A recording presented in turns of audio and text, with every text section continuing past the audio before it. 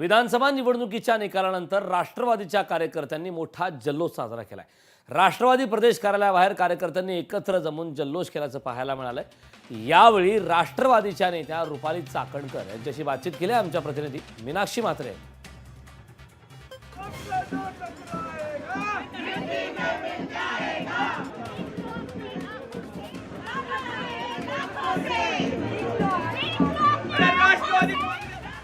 विधानसभा निवडणुकीचा निकाल लागलेला आहे आणि महायुतीचा मोठा विजय झालेला आहे। त्यातल्या त्यात अजित पवार यांच्या 40 जागा ज्या आहेत त्या बहुमताने मोठा विजय प्राप्त झालेला आहे। माझ्यासोबत रुपाली चाकणकर आहेत। ताई, काय सांगाल? मोठा विजय आहे, दादांचा मोठ्या प्रमाणात विजय झालेला आहे।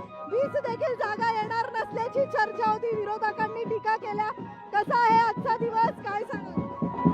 महाराष्ट्राच्या जनतेने आदरणीय दादांना जो जनमताचा कौल दिलाय त्याच्याबद्दल सगळ्या लाडक्या बहिणी आणि महाराष्ट्राच्या जनतेचे मी मनापासून आभार व्यक्त करते।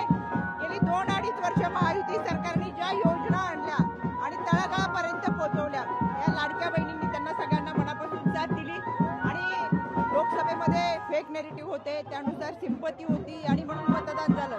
पण विधानसभेला खऱ्या अर्थानं महाराष्ट्राचा विकास आणि महाराष्ट्रासाठी विजन असलेला माणूस पाहिजे आणि म्हणून दादांना लोकांनी चांगल्या पद्धतीचं मतदान केलं आणि अतिशय चांगल्या पद्धतीचं मताधिक्य घेऊन सगळे उमेदवार निवडून आले। जर्नलिस्ट राजेश मलियार, मीनाक्षी म्हात्रे, लोकशाही मराठी, मुंबई। लोकशाही मराठी ऐका, पहा, जागरूक रहा।